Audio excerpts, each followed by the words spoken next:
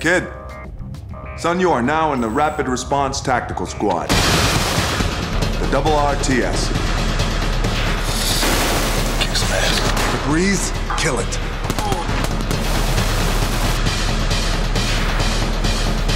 We kill them all. Let God sort them out. Very proficient already. When we turned up in Prague, we had a 2-week rehearsal period with the military advisor. Ladies and gentlemen, Tom McAdams. He's a real artist. He's one of the best. Trainers, SAS, everything else. So many of these military advisors probably spend more time in Hollywood than the military at this point. Okay, listen in. Unload! And with Tom, he had just come out, I think, a few months. He had just left after 25 plus years in the services. So there was no kind of jadedness to him. He had just experienced it, so everything was as fresh as it could be. I was leaving the military 13th of September, and this job was coming up at the beginning of October. So I said, yeah, fine, I'll do it for 3 weeks. And obviously I've been here now for 3 months. It was completely different to what I expected. It's funny, I mean, I've done a couple of military-type movies before, but I've never had training like this.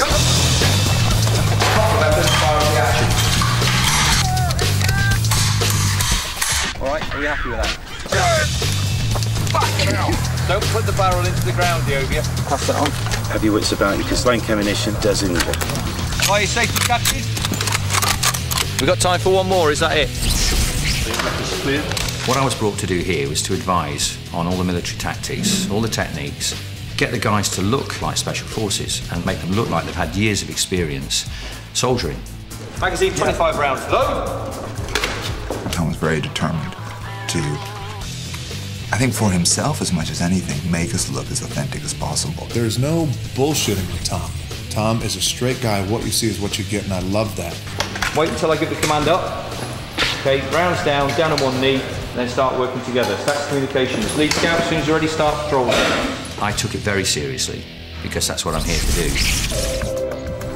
Okay, got your mag? Okay, let's do it then. Not only did he kind of instill the military knowledge and know-how and skills, but he also helped us bond and form into a solid, cohesive unit. The biggest thing was to get them to gel as a team.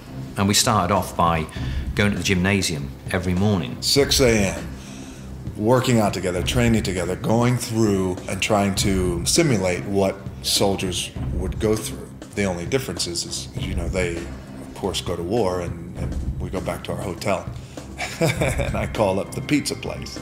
It was important that they trusted me and got to listen to what I have to say. Happy? Yeah. Okay, let's see a good drill then.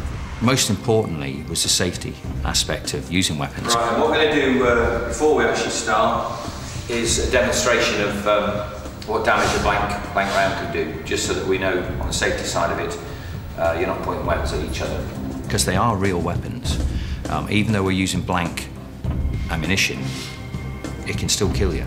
And one of the first things I do with the guys is demonstrate how serious a blank round is. And the way I did that was to use a polystyrene head and shoot it with a blank round, you know, and it disintegrates. It can make a hell of a mess, as you can see by that. So do not point the weapon at anyone. Always aim off. Timescale, I think, is an important factor in anything, and some of the guys have probably not had the time to practice with the weapons that they should have. For inspection, for arms. So I start from the very beginning and just go through all the basics. When you're holding the weapon, ensure that you hold it correctly, and I'll just quickly go through that. Stripping and assembling. As I said before, keep the working parts like that, in a nice uniform manner. You're not going to have any problems putting it back together again. You're going to be firing double taps. That's 2 rounds, okay, followed by another 2 rounds, so on and so on, until I tell you to stop. I want to look at you and see what reaction it has, okay? Targets to your front, in your own time, go on.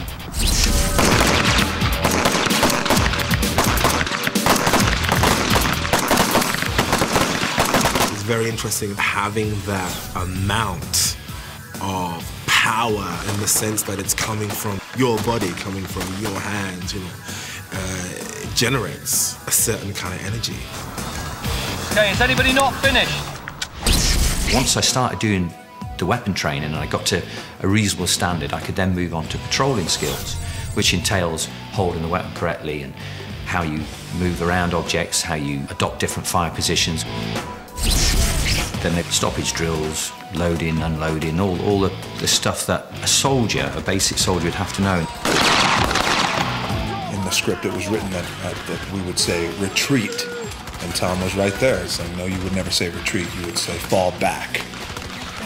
And I said, okay, and I said, would we say, get the fuck out of here? And he's like, yeah, you would say that too. I was like, okay.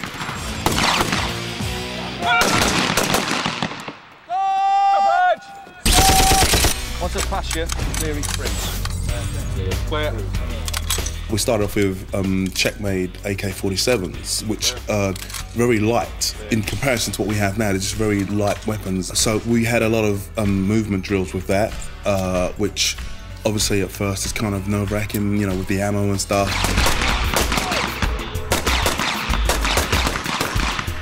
Some of the actors were very intimidated by the weapon and nervous of the weapon. Try and be a little bit more relaxed, some of you. I'm not pointing the finger. Get yourself comfortable, bring it up, double tap. If you want to get down on one knee, double tap, stand up or lie down, and just get used to different fire positions and just double tap. But try and keep both your eyes open, okay? I'm still flinching. It's, you know what, the flinching, no, I'm not too bad with the flinching, it's blinking.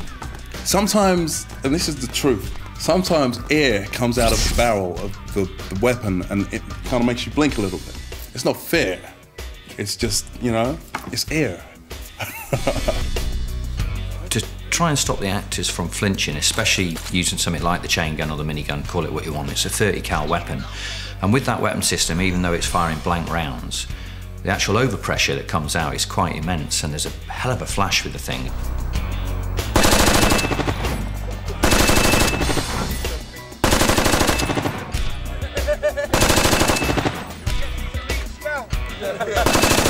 Firing this huge gun and this huge sound, the flinch would be right in my eyes. And Tom would see that and he would say, Daobi, you're flinching. Do it again. You're flinching. I think I, more than most, had to go through a lot of firing to get that flinch out of my eyes. What do you think of that then? This was the very first time that the destroyer has actually picked up that weapon. Now you see the weapon of choice. So my question to you is, how did it feel? It felt... Let's tell everybody at home. It felt awesome. It's huge. It's massive. No, I'm talking about the gun.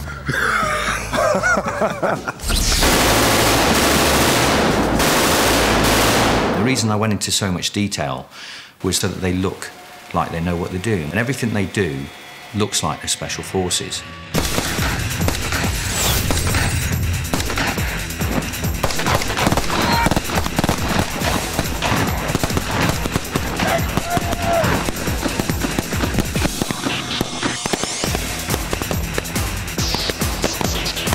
I'm not going to lie to you, I love it. I had so much fun. Action! When you are firing a shitload of rounds and it's so visceral, it's so real, you know, it really helps me do my job, because the leap of imagination for me being in this circumstance, immediately it's not acting anymore. I actually feel like I'm really doing it.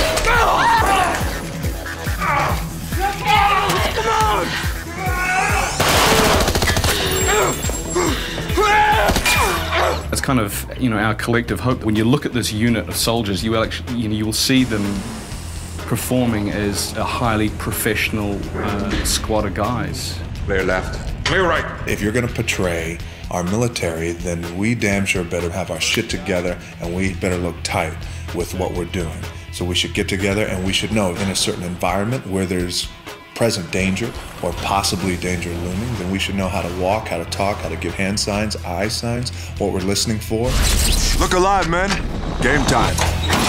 I gotta say, when we're inside that chopper, when that door is closed and all the guys are standing there ready to go out with their weapons loaded, cock, lock, and ready to kick ass, you gotta ask yourself, the real deal soldiers who go through that, who are standing behind that door, what they must be thinking. I got a lot of love, a lot of respect for those guys.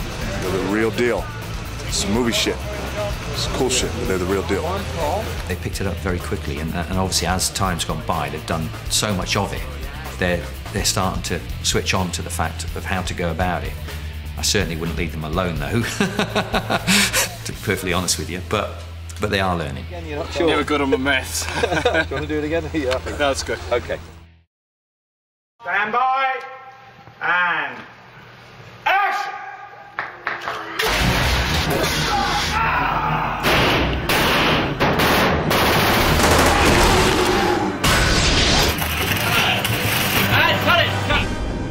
Stan Winston's group is really fantastic, and they've done a lot of legendary monsters, if you would. And in this case, they had, I think, a really tough bar to cross, which was people were very familiar with the things that they were building. So they had to really access that familiarity, but then take it to the next step. What was kind of neat about Doom in particular is because we had all this like broad territory to walk through, we could go through like every single exciting thing we ever thought was cool in a horror film and, you know, put people through those experiences, whether it's getting like stalked by a dude with a chainsaw or something more psychological. It's like we had the freedom to kind of hit every one of those points. It'd been a while since I'd done a good monster film, so this was exciting. So I went online, started looking at the images from the game, and I liked the feel of the creatures. They're very meaty, kind of organic looking.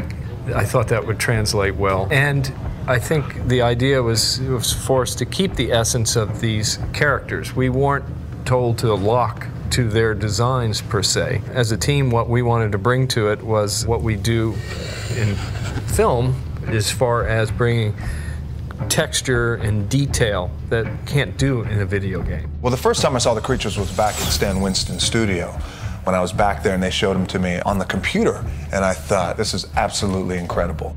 So when I saw it, I was like, that would be fantastic. If we can make that, like 80% of that. They were like, no, we'll make 100% of it.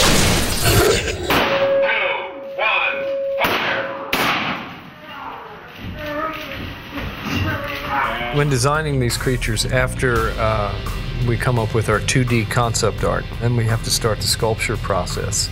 We had to do body casts and have them into sort of a neutral position. Those are replicated in like a fiberglass that disassembles to aid in the molding process later. There's tons of fittings to make things work and make sure it's all right. So Brian Steele and I both were cast months and months ago. And we had several fittings. The first thing that you do start with is a head and shoulder life cast, and then a body cast from head to toe, where they wrap you in plaster bandages and get an impression of your entire body. And then you actually start sculpting on top of their body what the creature's going to look like.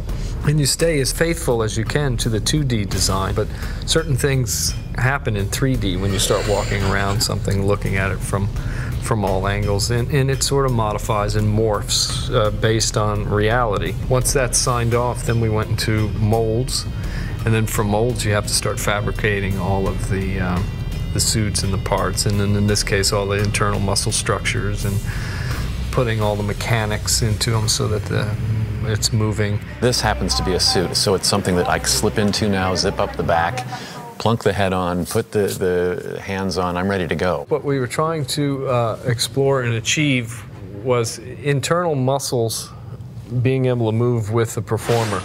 A lot of times it's just a big bulky suit around somebody, so you might not see the scapula move, or it's restricting for the actor. And by making these things independent or using elastics to move like a tendon or muscle structure inside, we got a lot of freedom in motion, which I think transfers. They're me now, a demonic imp. So what's happened to their body? Well, an imp, these creatures their bone structure has shifted and changed, heads have expanded some. The coolest one is that I love was the sewer imp that you see down there that's actually was Dr. Willits, but you don't know that right away. He's, you know, got 11 eyes on his head. Action! The Baron character, which is similar to the Hell Knight in the game. He's a big, thick, hulking creature. Sort of looked like old decayed meat was sort of the idea. So it's kind of grayish and then filleted areas on his skin. With these imps, because they're based more on Doug's structure, which is very lean and sinewy, with differences in completely different heads, was to also separate them out by color. Oh, there's something behind me, isn't there? What's great is these monsters are not CGI monsters. These are real monsters with real gravity. And you could always tell in movies when you see the CGI monsters because there's no gravity and they're kind of like hopping everywhere, but these monsters are the real deal.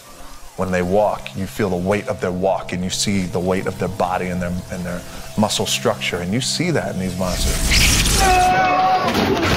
Our workload on Doom sort of broke into two categories. The Carmack, when he's starting to transform, and what happens to Rock in the movie, those are pure prosthetic jobs. The Baron or the Imps, it was a combination of a bodysuit which was form-fitting to the actor, which changed his body shape, which is in a way a giant prosthetic on him, but it also blended off into animatronic heads. I have an earpiece in my one ear, and I'm connected to John Rosengrant. He's usually standing by the monitors, and then he can tell me in my earpiece, you know, move a little bit to the left, move a little bit to the right, you know, reach, you're covering your face when you do this, so don't do that, bring it lower, whatever. So I get a lot of direction in my ear from that. Now, being able to talk back is hard because I'm not mic'd to talk back, but I yell and go like this a lot, like, yeah, heard you, yeah.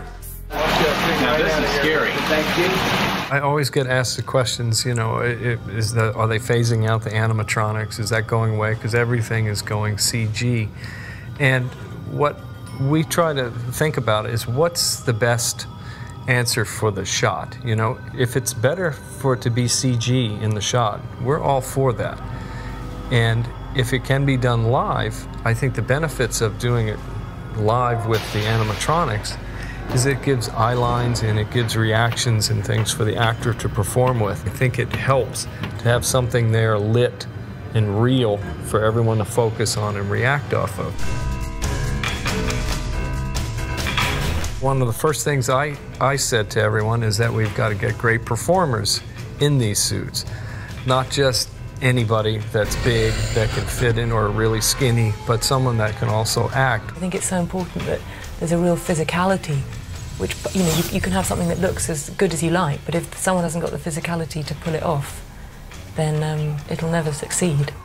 Brian was the Baron character, and he is a huge, thick, really ripped, sinewy, but huge, muscular character. Doug ended up playing the three different imps, 3 or 4 that we ended up doing for this. In this film, there really was no one that could actually double me because these suits are made for a 6'4", 140-pound actor guy named Doug Jones, and no one's really going to be able to fit into those, so I have to do whatever I have to do, including taking lots of bullet hits and flying backwards and, you know, getting hit with the butt of a gun from Carl Urban. So I had to do a lot of that in the sewer, especially in the water. It's had its appendix removed. It's human. When I'm sitting down to kind of build something, it's like, I think it's really important to draw from real life. And I think, but like we do with the Doom creatures, you'll see a lot of kind of semi-obvious, inobvious, really blatantly obvious adaptations of like the human body. And you'll see like, you know, weird little pelvic bone shapes kind of like, you know, cresting through people's heads. I know everybody finds sex scary, so that's all over the place. To make these things sort of disgusting and repel, or just to repel, oh, don't even look at that, which I think that needed in this, because it's scary. A lot of what we drew upon was forensic pathology books. Kind of twisted, you know, you're looking at dead people in various states of decomposition and whatnot. I got to actually go and attend some dissection classes at the Prague Medical School, which is like going back into a Victorian teaching hospital or something. And I'm lucky that I'm not squeamish. I can sort of, you know, switch off the squeamish side and sort of employ the scientific side in a way. This is brain matter from Portman. There's a couple scenes where she's performing autopsies, and it's funny because she is the one who can stomach what's going on, and the guys are definitely having a hard time. The Creature Workshop team is so deft and precise with what they do. These boys walking around with pots of things called ultra pus and ultra slime, and working out how we can get a really bilious looking black blood for these creatures, because they don't want the creature blood to be the same as human blood. So they found a way of putting little pellets and really making the blood coagulate and be thick and gory. It's brilliant. Withdraw! Withdraw behind the nano wall! Doom was a lot of fun on a lot of levels, but it was very liberating in that, you know what, this is going to be an R-rated movie. We're going to see some gore. We're going to make it nasty. Breakfast of champions. One of the big failures of monster design is a lot of people make superheroes with teeth. They're generally kind of like big muscular guys that, you kind of think that whoever's making this kind of wishes they were them versus wanting to run from them. And I think, I get caught up in that too, but I think horror films and games fail when they try to be very specific about things that are in this nebulous territory is like, that's what's scary. Confusion is scary. A lot of that stuff is fresh and creepy, but there's still this like hint of humor about it. At the end of the day, if you can sit back and you've scared somebody, or they've turned their eyes from the screen and said, oh my God, that's gross, there's also a lot of fun on that level.